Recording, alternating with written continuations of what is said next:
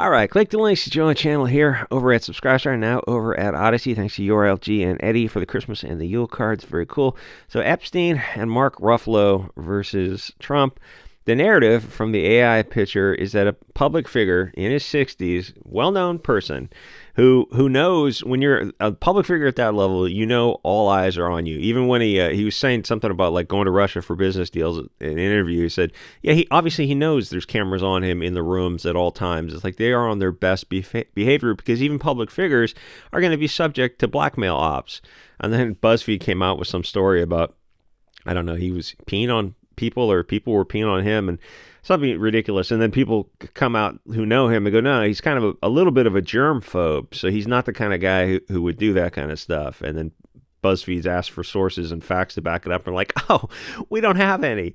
This is one of those stories. So a well-known public figure in his 60s is going to get on a Epstein's airplane and take pictures with children. And the thing with the narrative with Trump around Epstein is just so bizarre because I think he wrote on his airplane once, but he kicked Epstein out of his club because he was being an Epstein. He was being a sex pest to somebody.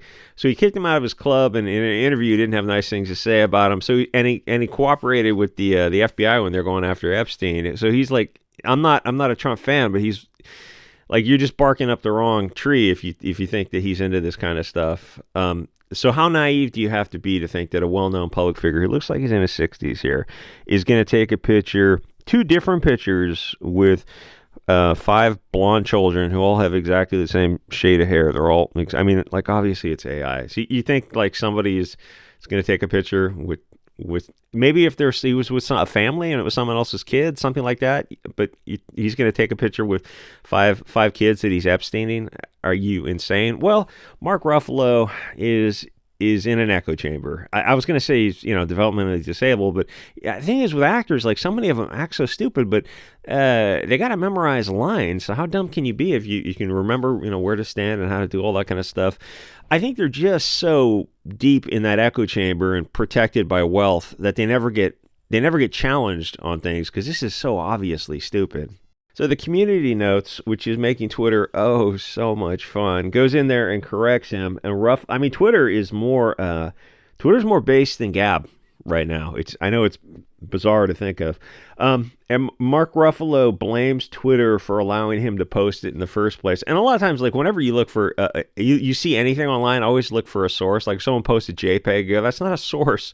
Show me the original. Show me the link to the original. Show me a link to an archive. Show me a link to a media report. Show me a link to something. It's like a JPEG is just a JPEG. Obviously now with AI, I spent like 2 hours last night making AI for a Maria Abramovic video for Subscribestar and Odyssey. It's Gab AI. It's amazing what it can do. It took a huge improvement just recently, and some of the stuff.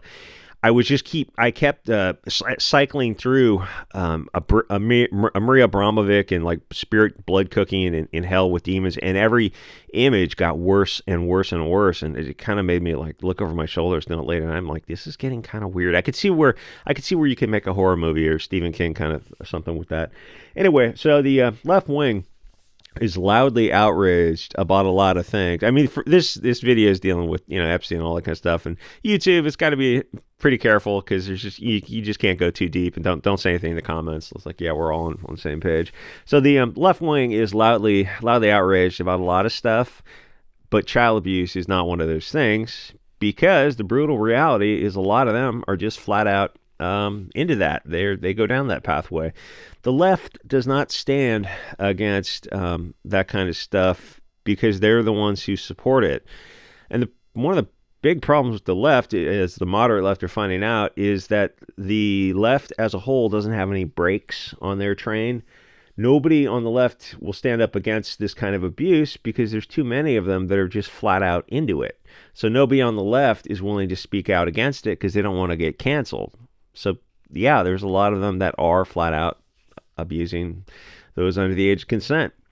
What do you think all that furry, otherkin, rainbow flag stuff in schools for? Like, do you really think that's innocent?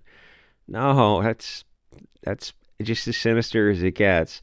They're introducing topics of a prurient nature to children. Kids whatever they see, they'll just mimic. That's how kids have always been. Yes, the left is Epsteining kids. The problem with the left is if someone in their community, years ago, Owen Benjamin, stand-up comedian and comic, who had some comments about, hey, maybe turning those who are under the Asian majority into catamites is a bad idea. He had some very mild takes on that, and he was out of the industry. I'm sure he got a warning first, and then he was just retired from Hollywood, because you can't go against that narrative, even if it's something you would think, yeah, but 99% of people are gonna be on board just leaving kids alone. Like, just let them be kids. You don't need to introduce these concepts, because whatever the teacher is, somebody like a figure, a parent figure, a teacher figure, somebody cool does. Like if the teacher was riding to school during the summer months on a Honda 250, I guarantee you that kids, as soon as they get old enough, they're going to buy a dirt bike or something. It's just, you get it in your mind. It's like when all this rainbow flags and you give all these kids attention who are suddenly, non-binary, two-spirit, otherkin, and using other names and kind of stuff. It's like, oh, these kids got this attention. Well, maybe I'm that thing. I can get some attention. And the single mom's eyes just light up when that happens. Anyway, so allowing those under the age of 25 because that's when the brain stops, is like kind of reach its peak or something, to take permanent drugs, hormone blockers, puberty blockers, and cross-sex hormones, and then sterilize themselves. That's insane. It wasn't that long ago that we wouldn't be. That should like, again, 99% of people should say, "Oh yeah, that's crazy. What this country? Do we need Jesus? Apparently we do. I think you're going to create take a lot of atheists who are going to look back at the insane kind of 80s religious fervor and go, that might have been nuts. However, apparently a country does need a guiding dogma, and it seems like some sort of religion has got to have Christianity has got to have a place with it. Otherwise, like nature abhors a vacuum. I think the human psyche abhors a vacuum. You kill God and you just Nietzscheanly replace it with Bolshevism and just the absolute abject, evil, sinister degeneracy. Looks around current society and go, oh, this is not quite Magnus Hirschfeld levels, but I'm getting very, very close. Anyway, so these people are doing this stuff to their kids who think they're Spider-Man. When I was a little kid, I had a red cape, a pitchfork, fangs, and horns, and I thought I was the devil. Or I didn't know. I just thought dressing up like Satan was very cool. I didn't know anything about Satanism. It was just a cool costume. That's because that's what kids do. I was allowed to wear my Satan costume as much as I wanted to, walk over to my friend's house wearing that red cape and the pitchfork. Very cool, very cool. And you just don't make a big deal out of it. The kid wants to do something when they're a kid, and then they just grow out of it. They just naturally grow out of it. Little boys want to dress like girls, I guess. Sometimes that can happen. The thing to do with that is you don't make a big deal out of anything one way or the other. You don't encourage it and you don't discourage it, because that will set it in their mind as something that causes an impact. If you just kind of ignore it or treat it like, oh, okay, they will get bored of it and move on. But now in society, you see a kid who sees his sister, putting on lipstick, and the kids are doing something like that. It's nothing in the little boy's mind. You're projecting, aren't you? No, I never did that as a kid. Though as an adult, I love putting on makeup for Halloween, like putting on skull faces and zombie faces. I will say I got a lot of respect for people who can put on makeup themselves in a mirror. It's very much a skill, but it's a lot of fun. But you don't set it in the kid's mind, and they'll just grow out of it. But now society is reinforcing it, because the teacher and the other kids and social media, and there's this globalist string puller agenda thing going on, where they go, oh, you must be BLT. You're coming out. It's like the kid is just being a tomboy or a little like I knew a ton of feminine boys growing up, and then they just grew out of it, and they were just perfectly normal guys. Like they just grew out of it. That's perfectly natural. Little girls are tomboys, and they just grew out of it. They hit puberty, they discover boys. Suddenly everything changes. Everything changes when you discover the opposite sex. And you hit like teenage years, and then suddenly you're not so feminine anymore, because you're very much interested in the opposite sex. Anyway, all this stuff that's going on now, none of this is real. The kids don't think they're anything. This is a mass psychosis and large-scale mental illness via social media contagion. In short, it's a fad, but this is just the most brutal fad on earth, because they're actually doing things that are permanent to themselves. This isn't like piercing your ears or wearing a jeans jacket and the Canadian tuxedo. What was that movie, Mystery Science Theater? The Final Sacrifice? The Canadian tuxedo?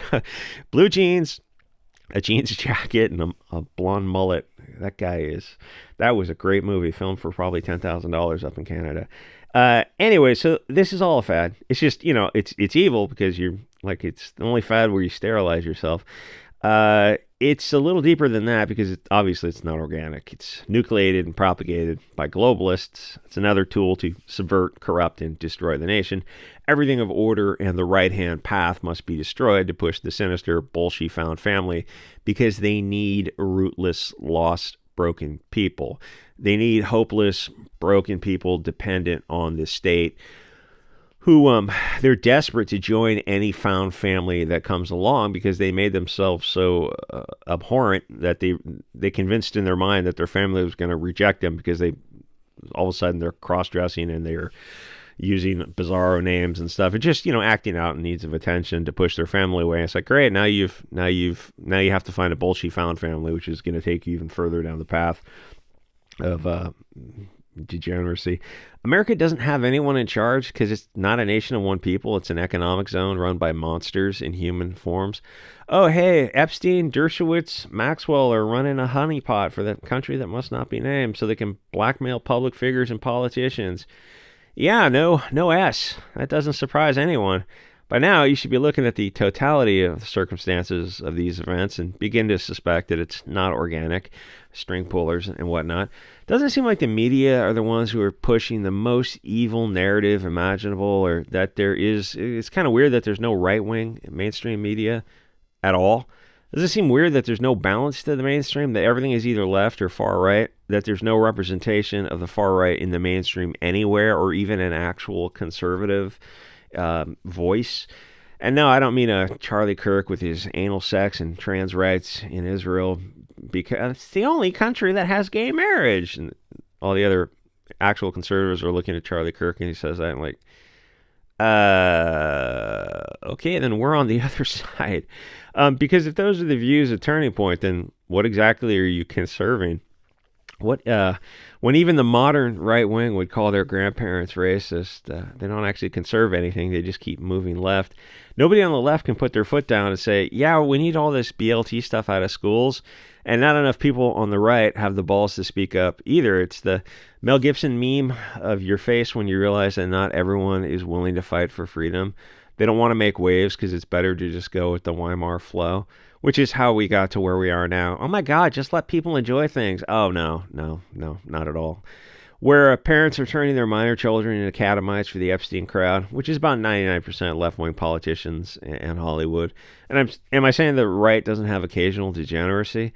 It's just a whole lot less. Yeah, of course, there's still going to be right-wingers who are doing this kind of stuff, because there's just more Christians and conservatives or nationalists, or somehow in some way, it's just this is just more of a left-wing thing where the right is willing to call out degenerates and, push them out where the left isn't. And though I will say there's the con ops right wing, the Charlie Kirks, Dennis Prager, post-millennial, or Daily Wire, and the Gateway Pundit, where if you look at the top 10 mainstream right-wing media, they're really not actually right-wing. The real right wing is not allowed in the mainstream. It's why the right wing is losing so badly. The left doesn't disavow the far left, but the milquetoast right will instantly disavow anyone a millimeter to the right. They love to publicly virtue signal. And you look at the right, it's like you just want to lose. It's like, or you realize they're not really the right. The right isn't in the mainstream, because they're playing by the rules that the left set for them. Obviously, you're going to lose if you're obeying the rules of the theater of battle of the enemy. That's the goal of the con ops right, to lose, to waste your time so you don't go further and find the actual nationalists who actually want to conserve something. It's like, oh, you have the same views of your grandfather. That makes you technically a conservative. Yeah, that's what the word means. Oh, istophobic? Hugo Boss says what? If the people who are fighting the Hugo Boss are now the new Hugo Boss. You bet, bucko. That's okay. It's also tiresome. It's more tiresome than even previously imagined. And I was imagining quite a bit of tiresomeness back then. Yeah, this is insane. I mean, they shouldn't. Can you when Mark Ruffalo gets a tweet like this, you just immediately post it, repost it, and you look at him and go like, so like, would you hold the left to the same standard? If Alan Dershawitz was pictured in a thing like this, would you repost it or would you ask for sources? Like, oh, of course I'd have to ask for sources, but not for Trump because you have Trump derangement syndrome. Like, what an idiot! These people are just painfully stupid. Anyway, like, comment, subscribe. See you guys over at Subscribestar and Odyssey. Again, thanks to Mr. Nature for the... got a mailbox. You want to mail some comics, beanies, or as Mr. Nature mailed a money order. Thanks for that. I'll see you guys all next episode.